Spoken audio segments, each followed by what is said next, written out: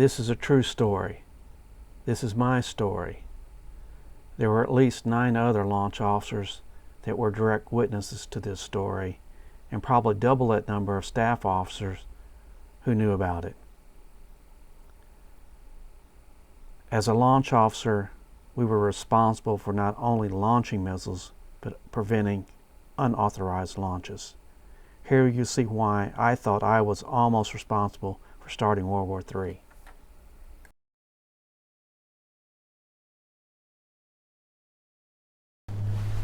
Hi, this is Flat Cap Cafe Racer. A couple months ago, I was walking around in my shop like I am right now. I was telling you a little bit about my history, what kind of work I've done in the past. And one of the things I mentioned was I was a nuclear launch officer in 2 different weapon systems and an instructor. And also mentioned I wasn't a big fan of nuclear weapons. And a lot of people kind of think that's kind of strange after I spent so much time in that. And I explained that I'm not a big fan of them because they scare me. And I didn't offer up any reasons why they scare me. But I'm going to give you one example of why they scare me. This is not the only example, but one that happened to me. And I call this one Launch in Process. I'm not trying to convince you in this video to think like I think, just maybe understand why I think what I do. The purpose is not to scare you, it's not to frighten you, it's just to let you know that sometimes there's things that happen out in the secret world and top secret world that you never hear about, stories like mine that you never hear about. And if you, at the end, if you would, just put yourself in my place and think about how you would feel. So, this is called Launch in Process. Stay tuned.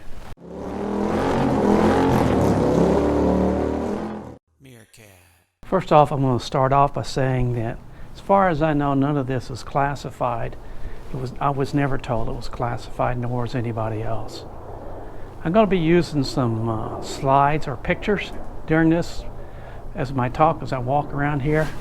None of these pictures are classified. You can find them on the internet yourself. Going back when this is set, I was at Whiteman Air Force Base in 1982 through 1985, almost 86. And that was during the Reagan years as president. And at that particular time, people were, there was a lot of tension going on. You've heard of the Doomsday Clock, I'm sure. Well, the Doomsday Clock in 1984 was set to 3 minutes to midnight. And if you're not familiar with the Doomsday Clock, you can look that up now. But the Doomsday Clock then was 3 minutes to midnight, which is closer than it's been in a long time. Well, if you look at the Doomsday Clock today, it's 90 seconds to midnight. We're even closer. So maybe this video has even more apropos now than it was then. Okay, all this happened about 40 years ago. So my memory's not 100% clear on everything that happened, but I am clear on the major things that happened. After I describe the incident, you'll know that there were 10. I'll explain a little bit about how everything's set up, but there were 10 crews, 2 in each launch control center. So there were a total of 10. And this was a critical incident to us because it was very real. In truth, after it was all said and done, that the indications we were getting were not real. So the incident, although it was very real to us and we reacted to it as a real incident, we were told it was just a, what did they say, a guide section that was not coded properly. And that's all it was. And that's the brief thing on my OER, how we respond on a miscoded guidance unit. I was a deputy missile combat crew member at the time of this happening. This missile system, the Minuteman II missile system, which is where I'm talking about here, started on alert as I believe a Minuteman I in 1964, June 1964, but switched over to a Minuteman II in 1966 and remained that until it was closed down in 1995 as a result of the treaties with the then Commonwealth of Independent States, I guess. So all of the 150 missiles that were out there have been taken out of the holes. There's none of them out there anymore. All the launch control centers but one have been imploded. So there's really all that this system is now gone. I was in the 351st Strategic Missile Wing, and I was in the missile wing. There are 3 squadrons: the 508th, the 509th, and the 510th. All these squadrons, incidentally, go back to the time in the 8th Air Force that they were bomber squadrons stationed over in England.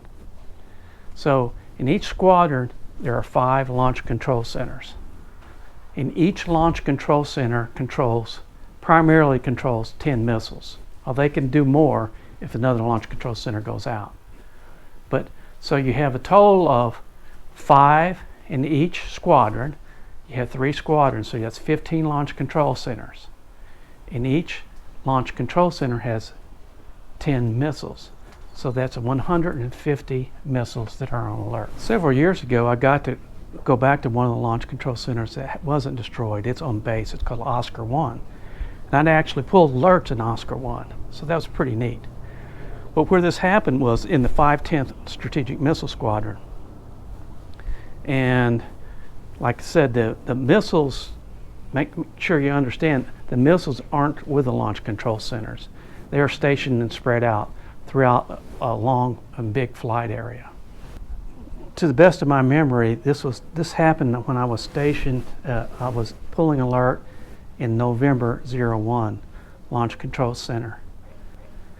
And I'll show you a slide that shows you the flights and how the missiles are spread out throughout the different flight areas. We ran almost from Kansas City, Missouri, all the way down to the southern part of Missouri. So it was spread over a long, wide area.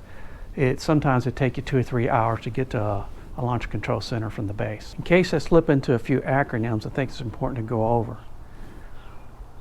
Where the missiles are kept, it's called the Launch Facility, or LF. Where the Launch Control Center is, it's buried under the ground. It's called a LCC, Launch Control Center. The top side of the Launch Control Center is what they call the LCF, Launch Control Facility.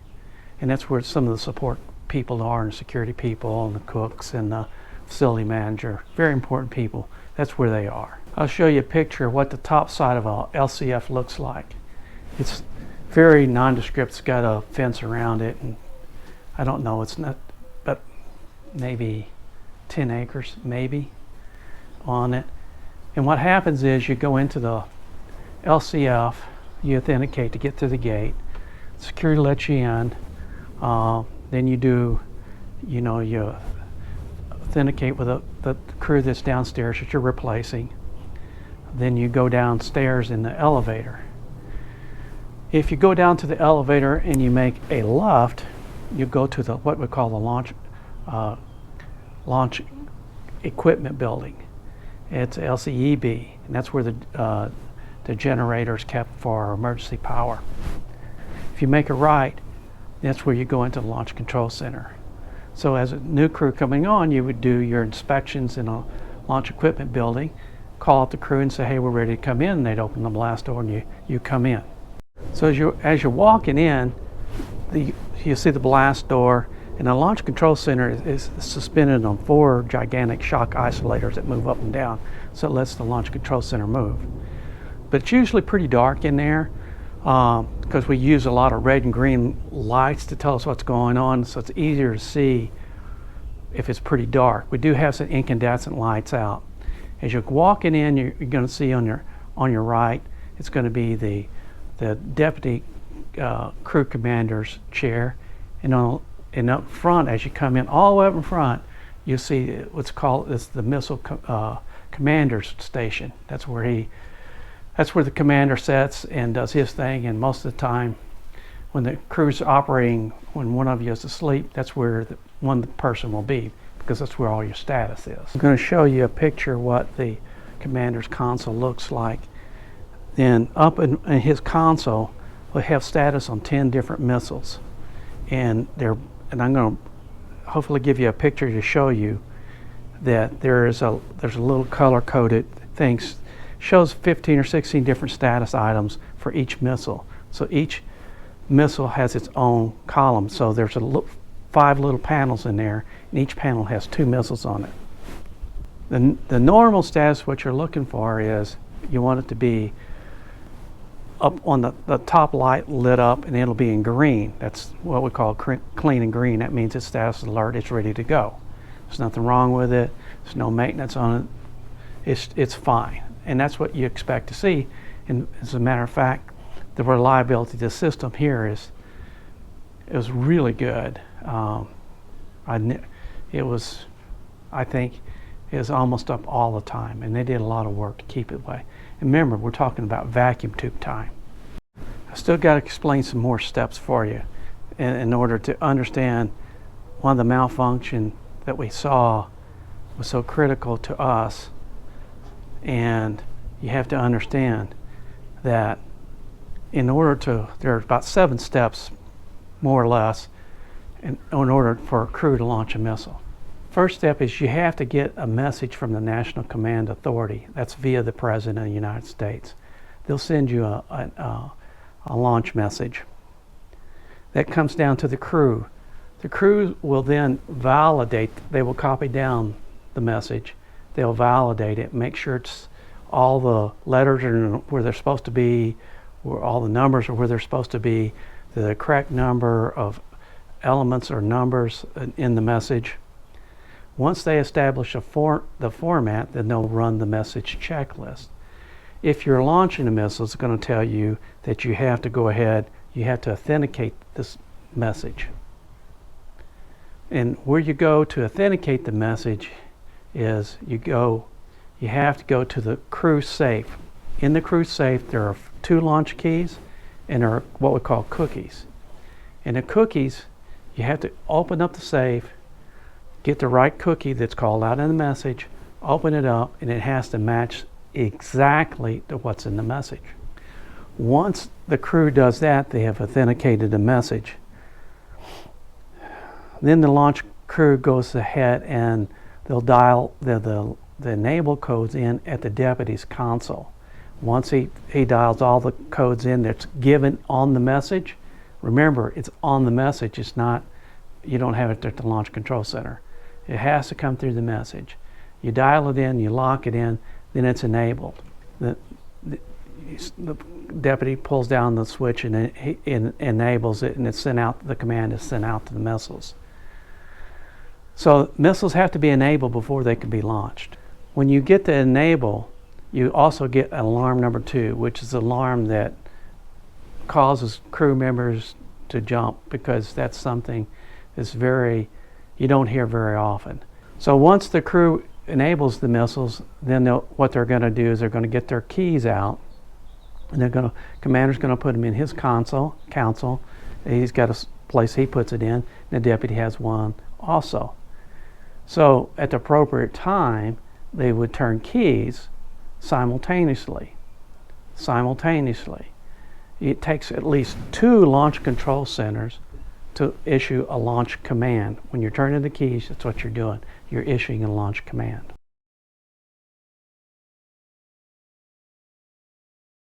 There are plastic guards over the switches at the commander's console and where he puts the key in. And there's also a plastic cover over the deputies. The plastic covers are sealed with glass beads, and these glass beads are checked by each ongoing crew. If one of the glass beads is broken, like on the commander's console, and the other one's still intact, then it's fine. They just replace the glass bead.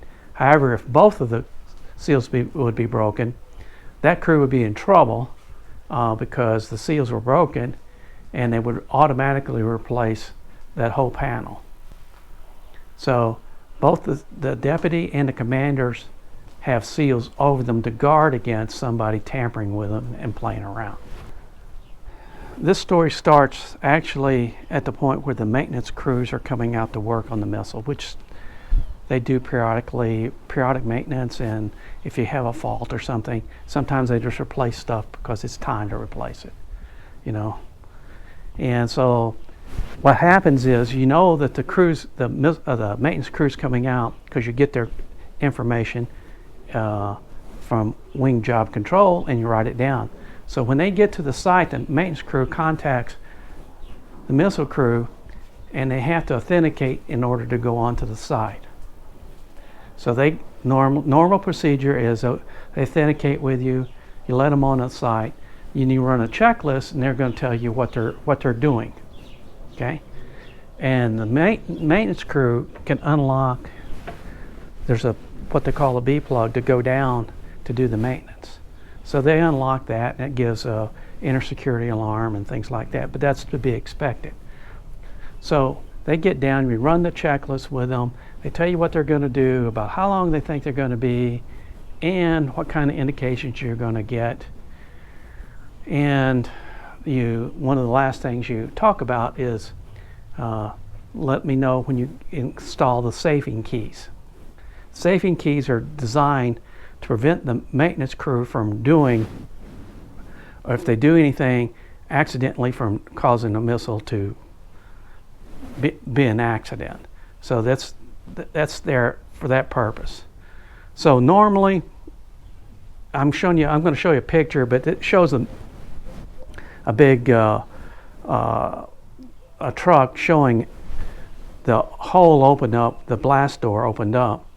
But in this particular instance, I'm just showing you this picture to kind of give you an idea. But the maintenance they were doing, they didn't have the launch facility blast door open, so it was closed.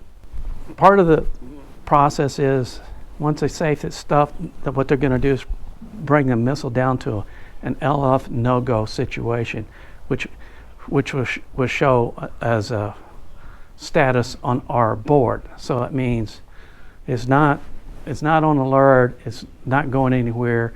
And normally what you have to do is, when they get through with all the maintenance and get it done with the maintenance, they'll bring it back, they'll coordinate with the crew, say, we're finished with the maintenance, we got everything, we're ready to bring it back to you. And so they'll bring it back into the standby mode, they'll verify the safing keys are removed, and at that point the missile crew will then wait till the maintenance guys leave and start running some tests out at the missile. You're going, ain't nothing scary about that, is there? What could be scary about that? Well, this next part's where it gets scary. So I told you, when they bring it back to us, they coordinate with us, and we're having time expectation. Well, the time expectation was, I still had a few hours to go, but all of a sudden the missile, unannounced, comes back until it's clean and green. Going, holy cow, what are these guys doing? And it never comes back. It always goes back to standby, because we got to run tests to make it sure it comes back to be clean and green, because after they get through working on it, you want to make sure everything checks out. Well, that was the first shoe to drop. The second shoe to drop is the missile went enabled. Alarm number 2. Scared to crap. Crew commander sleeping. He wakes up, but by then I'd already started to do what we call the inhibit anti-jam procedure, because the missile went enabled, and if you go back to the other steps, remember I told you the 7 steps. One of the 7 steps is you have to get the enable command via the President of the United States, and you have to put it in, and you have to send it out, and we hadn't got it, We hadn't put it in and we hadn't sent it out. So, and nobody else had either. So I have to break the seal on the commander's console in order to do the inhibit anti-jam, because that's one of the switches up there. That's a code that's in there. So by the time I had broken the seal and started running the procedure, the commander had gotten out of bed and made a beeline up there. So now all 5 launch control centers have seen this. And they start doing the inhibit anti-jam. But wait, we get another alarm too. The missile goes launch in process. Holy cow. So while the commander and the rest of the guys are doing the inhibit anti-jam, all the other 5 launch control centers, I go back to the deputy's console and I call the team chief out there. And he gets on the phone and I have him authenticate with him, make sure he's okay. I listen to what he says and make sure he doesn't, see if he passes the positive arrest word, which means somebody's got a gun at his head. He doesn't give me the positive address word. He authenticates properly. I said, what's going on? Oh, nothing, sir. Everything's fine. We're just going on with our maintenance. I said, no, there's not everything fine. Let me talk to your deputy team chief. So he gets on. He authenticates with me. No, sir, everything's fine. No positive address word. He authenticates properly. I said, let me talk to the team chief again. So in the meantime, I'm seeing this missile right beside me on the CMPG printer. It's counting down. Not everything is immediately. Launching process could take a while. I'm not going to tell you how long and how short, but it could take a while. But it's counting down. It's printing out in the printer, you know. I'm seeing it pop, plop every, 15, 20 seconds. It's plopping down. So I'm talking to these guys, and I talked to the team chiefs. I said, look, we're showing a launch in process. He said, no, sir, it can't be. He said, we got it no-go status, and we've got it safed. We got the safing keys in. I said, well, something's not right. I said, and I'm looking at it, I said, I want you to get your crew out of the hole where they were with the missile, go topside, take their truck that they came in, park it on the edge of the lip of where, when the blast door would come off, the truck would fall down into the hole. Because nobody wants to start World War III, and I sure as heck didn't want to do it.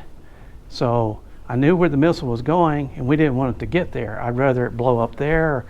There's safing devices on the warhead, so it's not going to blow anyway. But you don't want to launch a missile at somebody that's got a whole lot of missiles too. So I'm quite sure he thought I was crazy. And quite frankly, I thought it was a kind of crazy situation myself. Oh, Lordy. I thought it was kind of a crazy situation myself. So we continued to do inhibit anti-jam. And in the simulator, it always works.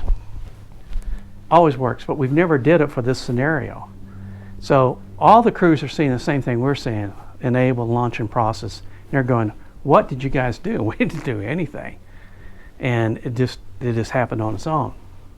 So while we're doing it, it's counting down. We're still doing, beads of sweat are rolling. You can imagine all the thoughts are going through your head as you're seeing a nuclear missile fixing to launch out of one of your sites on your watch. So we're inhibiting, it's counting down. 15, 10, 5, 4, 3, 2, about 2. When it got to when it was getting about 2 seconds, I look up on the board. Then all of a sudden, it gets to all zeros. That's when it's supposed to launch. All zeros. The missile went back to the LF no-go status where the maintenance had it to begin with. Well, under Strategic Air Command, almost anything that you do was highly scrutinized, and we always took back all of our tapes that are rolled up, make sure that we sent the right commands, we sent it at the right time, sent back our logs. And as you can imagine, this was a pretty big deal back there. We never did hear anything directly only thing I saw was indirectly when I was reading one of my performance evaluations. They talked about the improperly coded guidance unit, being, and that's all it was, basically a little 4 lines, how we responded to an improperly coded guidance unit. It was a heck of a lot more than that to me and all the other 9 guys that were out there. And we eventually got all the panels replaced and stuff, but that took a long time. So we were out in alert for a very long time. But surprisingly, what surprised me was, no, I don't remember anybody ever talking to us about that. They would talk to you if you had dropped a piece of paper. They never talked to us about that. Ask us, get you the 3rd degree, put you on the lie detector. They didn't do that. So it must have been transparent to them what happened and why it happened. They never did. Nobody said, hey, don't say this, don't tell anybody this. But in this day and time, it's not a bad idea to share some of that, because today, ask a question, are there more is today's weapons technology more advanced and powerful? I'd say the answer has to be yes. Does today's technology move faster than what was built in the 1960s? Oh, definitely that. Is today's technology more complex and susceptible to glitches and breaks? Well, I think if you got a computer, that's a fact. So I guess my observation is, for almost 78 years, I think, since we've had nuclear weapons, we've been very, very lucky that we haven't had a simultaneously equipment failure, an operator error, or a bad decision made by a leader that would cause a nuclear missile to be launched. But I gotta ask you, we're 90 seconds on a doomsday clock. Is it more or less likely that we'll have an inadvertent or deliberate nuclear launch will occur? You have to answer that question. I'm going to put some of my qualifications on the back of this. If you want to look at that, you can see that. I'm not a disenchanted person at all. I was very proud of working with the people I work with, and I think I did a really good job while I was there. I had nightmares about this one for a long time, and I still get it occasionally. But this is one of the reasons, and there are others, that I'm a little afraid of nuclear weapons, because we're rolling the dice. Someday, one of these days, all 3 of those things are going to line up, and once they do, it's going to be bad news for our kids and grandkids. Now, I don't have the solution to what the answer is for the proliferation of nuclear weapons. I don't have the solution for it, but I can tell you that some of you guys, ladies, whoever get into this, if you ever get into politics, you need to find one before it's too late. This is Flat Cat Cafe Racer, out.